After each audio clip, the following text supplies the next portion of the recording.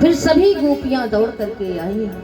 उद्धव आए हैं कहां से? मथुरा से। कन्हैया का कुछ संदेशा लेकर के आए हैं।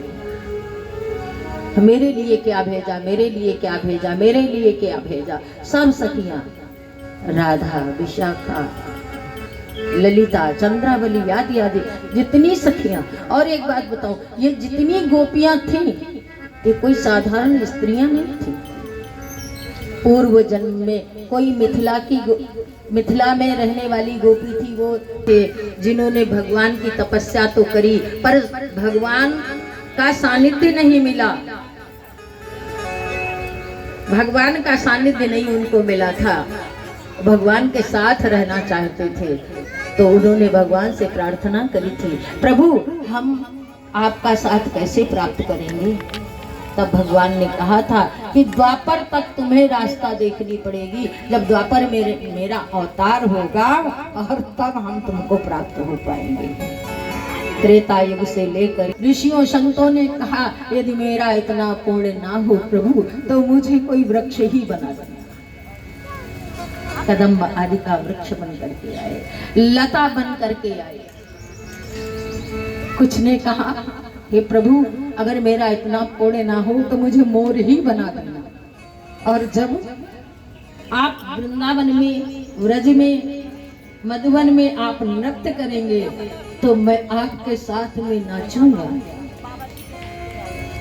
कुछ चिड़िया पक्षी, छोटी गौरैया इत्यादि, उन्होंने कहा मैं चिड़िया ही बन जाऊं। प्रभु आप जब लीला करोगे तो मैं इन अपने नेत्रों से आपकी लीला को देख करके कृतकृत्य हो जाऊं। प्रभु की अद्भुत लीला। आज उद्धव को घेर लिया गोपियों ने और पूछा, मेरे लिए क्या लाए हो। तो उद्धव कहते हैं, अरे गोपियों तुम किसके भाव में भाव विभोर हो रही हो। पालन पोषण यशोदा ने किया और फिर वहां पहुंच गया। वो परमात्मा नहीं हो सकता, वो ब्रह्म नहीं हो सकता। तब गोपी कहती है, उद्धव यदि एक बार तुमने मेरी आंखों से देख लिया होता तो आज तुम यहाँ वहीं कहीं एकांत में किनारे बैठ करके और अपने पैरों के नाखून से कहीं भूमि कुरेदते होते।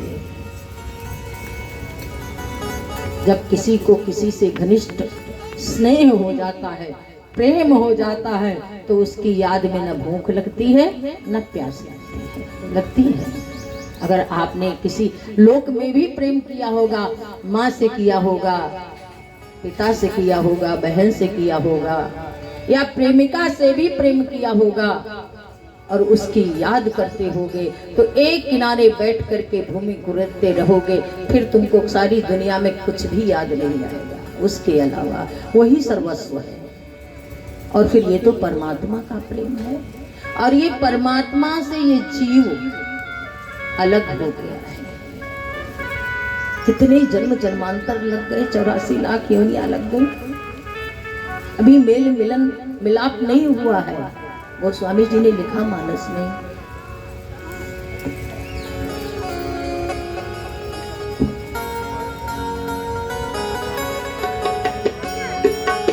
ईश्वर अंश जीव अविनाशी, ईश्वर अंश जीव अविनाशी। अनुभव करो, ये ईश्वर का अंश जीव, ये भी अविनाशी है, परमात्मा भी अविनाशी है। परमात्मा भी कभी विनष्ट नहीं होता है, तो भीतर बैठने वाला हमारा जीव भी कभी विनष्ट नहीं होता।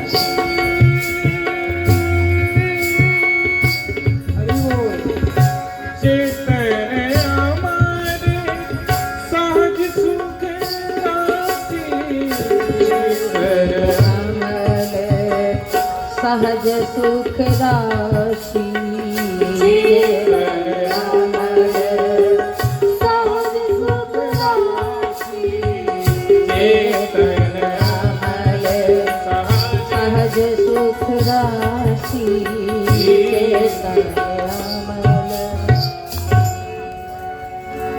ईश्वर अंश, जीव अविनाशी, ईश्वर का अंश ये जीव अविनाशी है। हमारे आप सबके अंदर ये बैठा हुआ जीव, ये कभी विनाश को प्राप्त नहीं होता है। और ये शरीर क्या है? वस्त्र, जीर्णानि वासांसि यथा विहाय, जैसे पुराने वस्त्रों को छोड़ करके हम नए वस्त्रों को धारण करते हैं, इसी भांति भीतर बैठा हुआ जीवात्मा अविनाशी है, चिरंतन है, निरंतर है, वो कभी भी नष्ट नहीं होता। जैसे पुराने वस्त्रों को हम छोड़ करके नए वस्त्र धारण करते हैं, ऐसे ही ये पुराना शरीर छूट करके नया शरीर प्राप्त होता है। ये आधार है जीवात्मा का शरीर। आज भगवान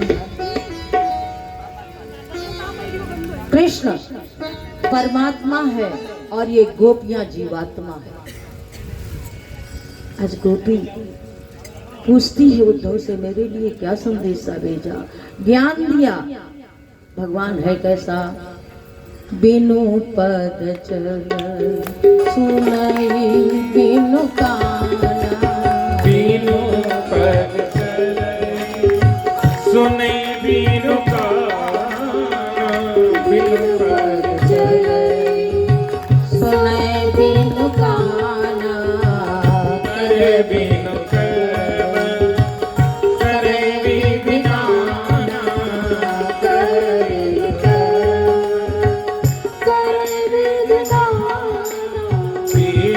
पद चल सुनई बिनु काना। आनंद रहित सकल रस भोगी।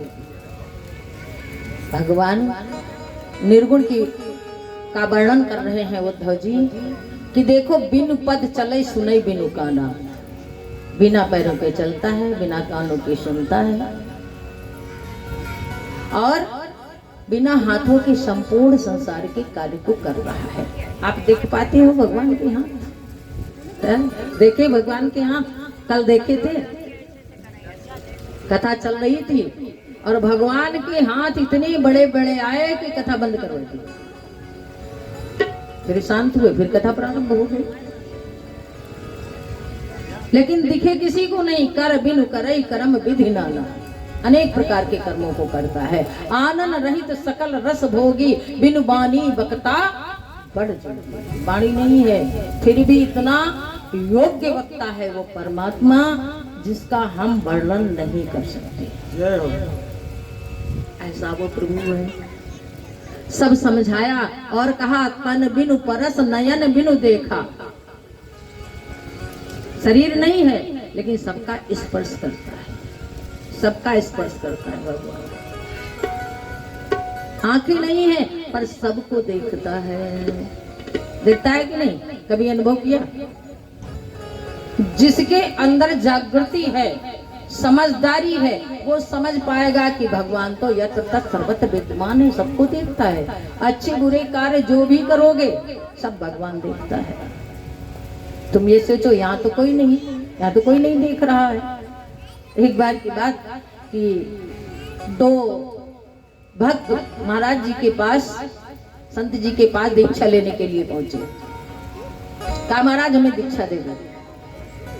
अब संत जी ऐसे कैसे दीक्षा दे दें? भाई दीक्षा देने के लिए भी सावधान होना चाहिए। जगह जगह गए, कहते हैं कि गुरुजी बाजार में आए और कहा, चेला आओ सब लोग कंठी ले जाओ। गुरु को सावधान होना चाहिए, ऐसे कंठी नहीं बांधना चाहिए, ऐसे दीक्षा नहीं देना चाहिए।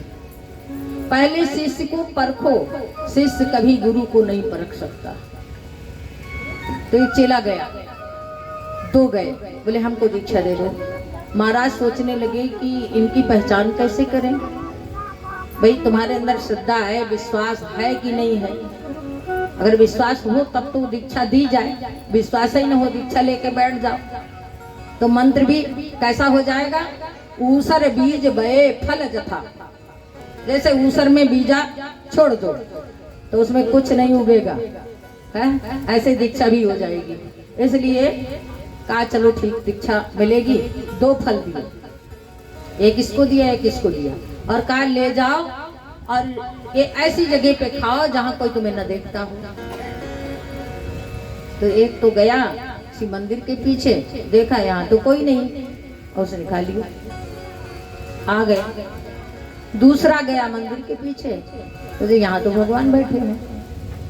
और आगे गया खेत के अंदर, बोला यहाँ तो कौवा उड़ के आ गया, कैसे खाएं। और चला गया घर में, गया कि वहां कोई नहीं देखेगा, कोठरी को बंद कर लिया, यहाँ कोई नहीं। फिर मन में क्या सोचता, मैंने कथा में सुना था भगवान यत्र तत्र सर्वत्र विद्यमान है, कोई देखे ना देखे, लेकिन तुम्हारे किए हुए कर्मों को भगवान देखता है।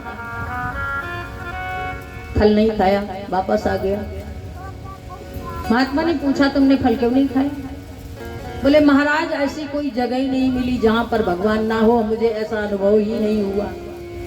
देश काल दिस विदिशि माही कहो कहाँ जहाँ प्रभु नहीं, प्रत्येक जगह परमात्मा विद्यमान है। दूसरे से पूछा, बोला महाराज मैंने खा लिया, कहाँ खाया? बोले मंदिर के पीछे जाकर के। संत भगवान ने कहा कि देखो इसको तो विश्वास ही नहीं है और इसको विश्वास है। जिसको विश्वास था परमात्मा पर उसको दीक्षा दे दिया। अगर तुमको विश्वास होगा परमात्मा पर तो दीक्षा मिलेगी, और तुमको अगर दीक्षा दी जाएगी तो वो विश्वास से परिपूर्ण दीक्षा होगी। इसलिए भगवान पर विश्वास करो।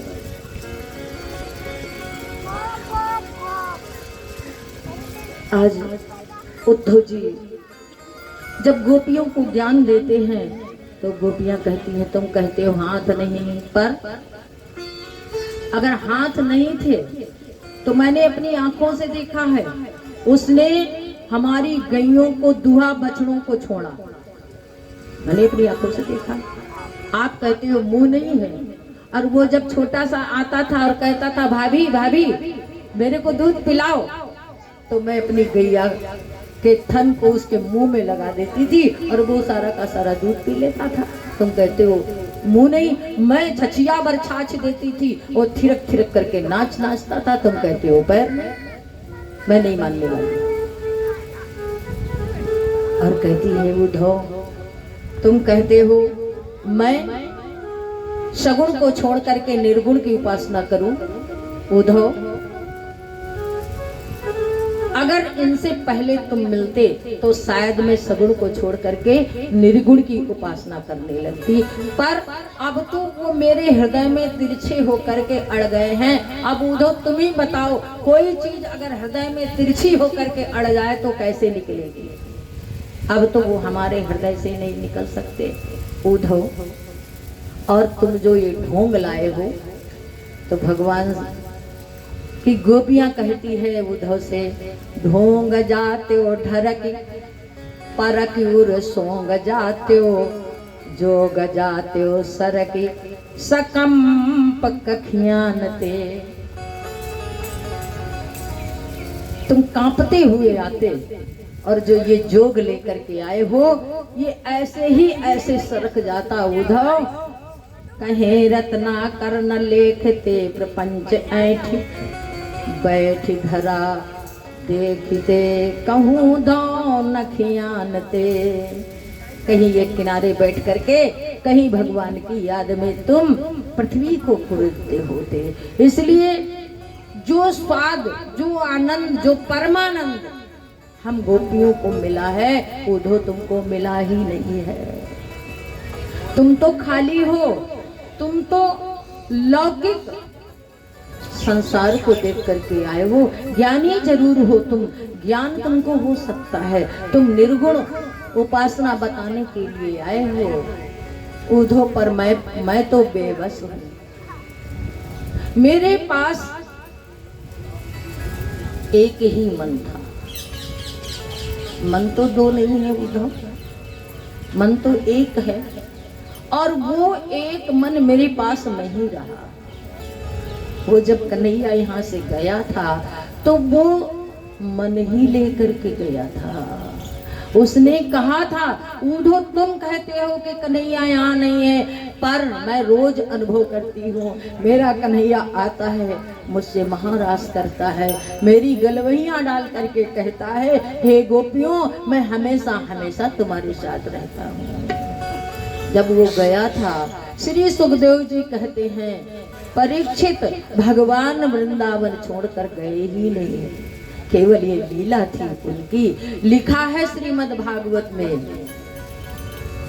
वृंदावनम परित्यज्य पदम एकम न गच्छति, पदम एकम न गच्छति। मैं वृंदावन को छोड़ करके एक पग भी बाहर नहीं जा रहा हूं। कैसे? जब राधा रानी बेसुध पड़ी है, उस समय भगवान रथ से नीचे उतरे और राधा रानी को अपनी गोद में लिया और कहा, राधे हम दोनों का अवतार इसीलिए हुआ है कि संसार के तुम गृहस्थी के कार्यों को देखोगी, अर्थात तुम संसार का पालन कार्य देखोगी और मैं दुष्ट उन्मत्त राजाओं को ठीक करूंगा, इसलिए मैं संसार में अवतरित होकर के आया हूँ, इसलिए मुझे मथुरा जाना है, जाने का नाटक करना है।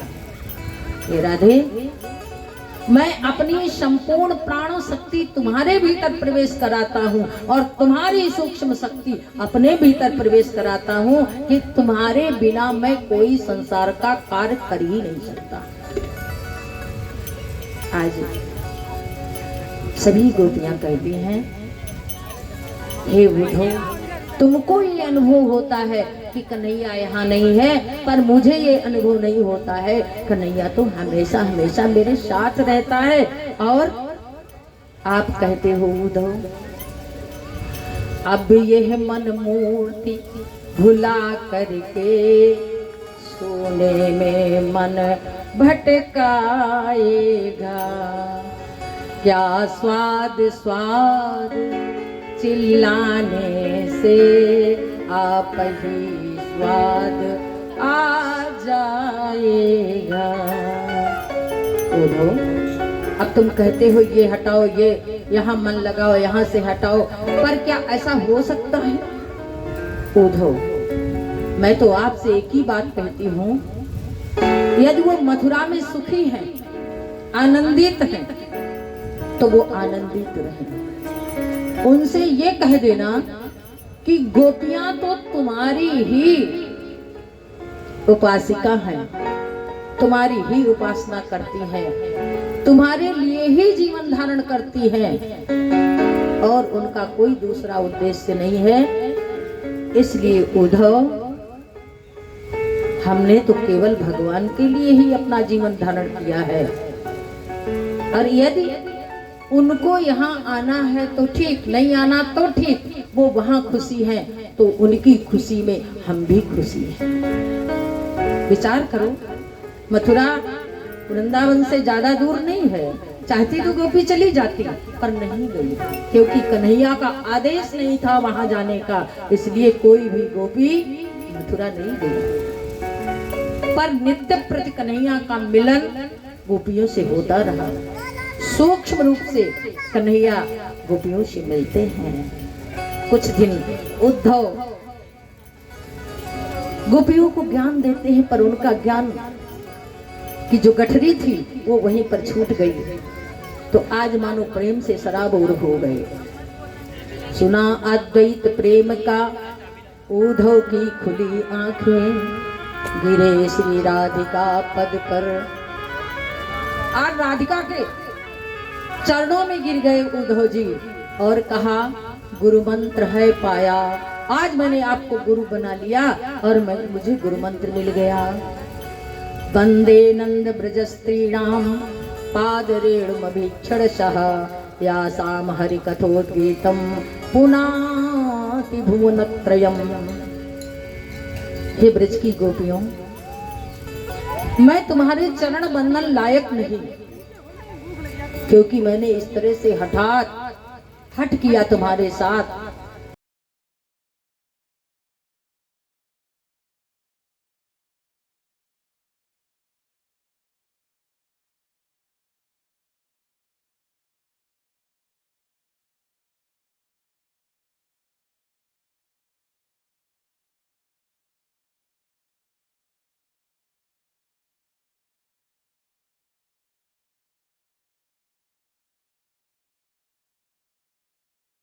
सदा एक बार ब्रज की गोपी बन करके तो देखो।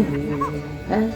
हम तो इस संसार की झंझट से उबर ही नहीं पाते हैं, इतनी संसार की झंझट है। एक हटाया दूसरा आया, दूसरा हटाया तीसरा आया। इस संसार की झंझट जब तक रहेगी तब तक हम गोपी का अनुभव नहीं कर पाएंगे। हम तो ये कहेंगे संसार की झंझट में रहते हुए अगर आप लोगों को गोपी का अनुभव हो गया, आनंद का अनुभव हो गया, भगवान कृष्ण का अनुभव हो गया, आनंद प्राप्त हो गया, तो मान लेना हमारा मानव जीवन धन्य हो गया। आज मुझे तो बड़ा हर्ष होता है, हर्ष से अश्रु निकल आते हैं कि प्रभु ने एक स्त्री शरीर दे करके, एक गोपी शरीर दे करके इतनी बड़ी कृपा करी। गोभी भक्त रसम पिबति सा गोपी, गोभी इंद्रिय है, अपनी संपूर्ण इंद्रियों से भक्ति रस का पान करे वही तो गोपी। आंखों से भगवान का दर्शन करो, कानों से उनके भजन सुनो, उनकी कथा श्रवण करो, जिह्वा से उनका कीर्तन करो, हाथ से उनकी सेवा करो। जब जन जन में तुम्हें वो परमात्मा का दर्शन होगा। श्री राम मैं सब जग जानी, करहु प्रणाम जोरी जुग पानी। श्री राम मैं, सारा संसार तो श्री राम है, लेकिन ये नहीं आता। अपने पुत्र को जितना मानती हो, क्या देवरानी के भी पुत्र को उतना ही मानती हो? क्या पड़ोसी के भी पुत्र को उतना मानती हो? नहीं मान पाती हो।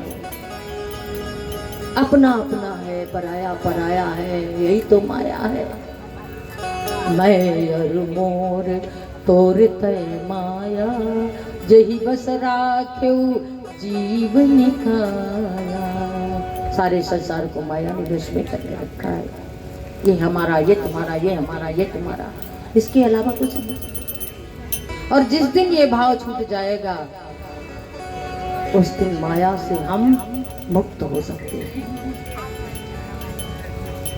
आज गोपियां सब घेर के आई और कहती है, कोई मोर पंख लाई, कोई काली कमरिया लेकर के आई, कोई बांसुरी लेकर के आई।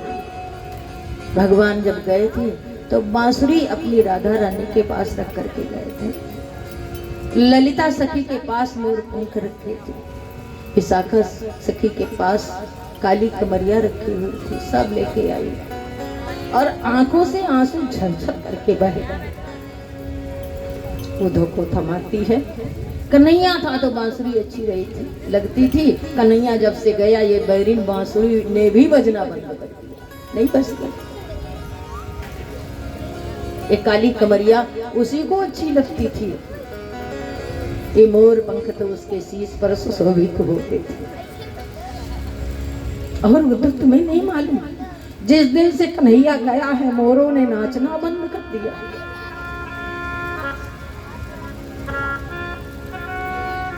पक्षियों ने चहकना बंद कर दिया। वृक्ष पतझड़ में बदल गए, सब ठूंठ जैसे खड़े हैं, अपने पत्तों को साथ अपने से अलग कर दिया। वो हरियाली, वो सुंदर वहां का वातावरण, प्रकृति की सुंदर छटा जब से भगवान गया, अरे यहाँ तक यमुना ने अपनी कलकल ध्वनि को बंद कर दिया। आप अनुभव तो करो, जो यमुना का जल में जब भगवान स्नान करने जाते थे तो वो कलकल ध्वनि, इतनी सुंदर ध्वनि लगती थी, ऐसा लगता था कि यमुना भगवान के चरण पखारने के लिए कितनी उतावली हो जाती थी। भगवान जब स्नान करने जाते थे यमुना में लहरों पर लहरें आती थी, मानो इतनी यमुना प्रसन्न हो रही थी। पर आज सब स्थिर हो गया। आज सब वहां का वातावरण शुष्क हो गया, हरियाली का नामो निशान नहीं रहा। उद्धव एक बार चलो तो देखो।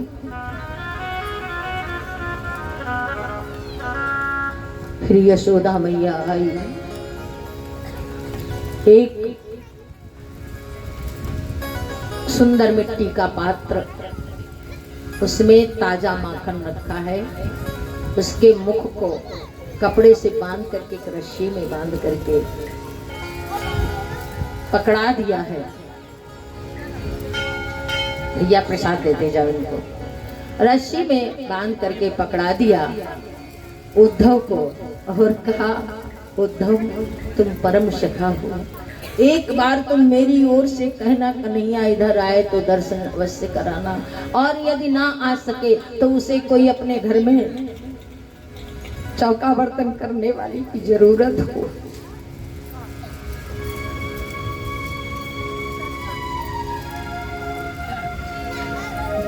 आंखों से आंसू बह रहे।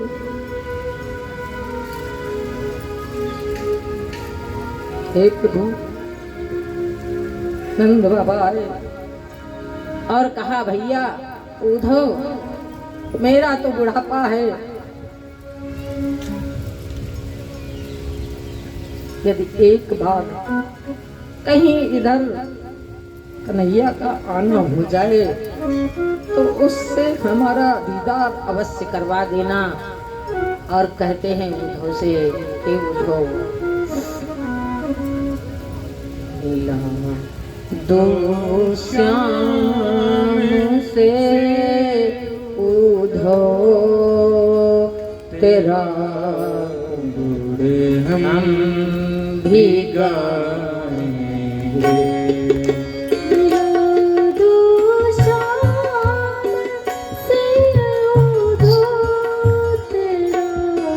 सभी लोग गाइए और भगवान से प्रार्थना करिए, उद्धव से प्रार्थना करिए, अगर कोई पुण्य हमारा भी कहीं बचा हो तो प्रभु भगवान से हमारा दीदार अवश्य करवा देना। ऐसा भगवान के लिए प्रार्थना करिए, उद्धव के द्वारा संदेशा भेजिए भगवान।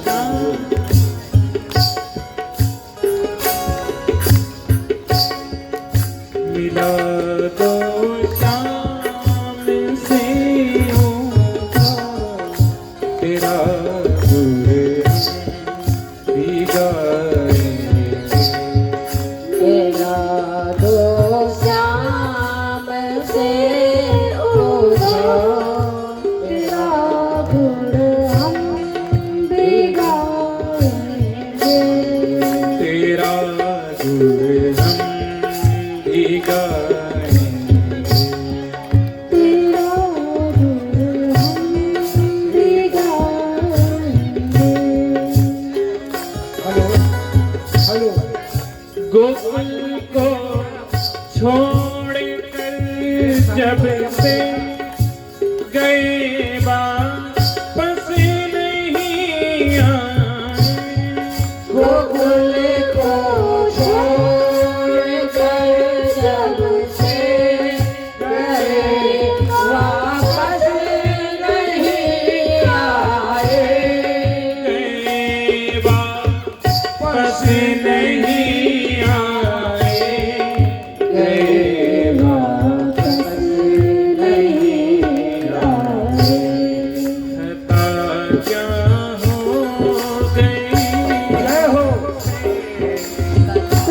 क्या हो गई हमसे, उन्हें हम चल मनाएंगे। मिला दो श्याम से उद्धव तेरा गुण हम भी गाएंगे।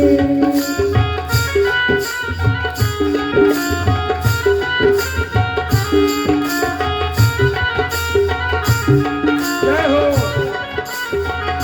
हरि बोल।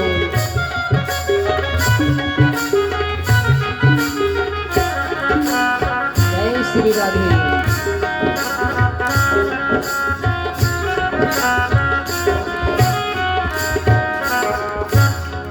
प्रीत हमसे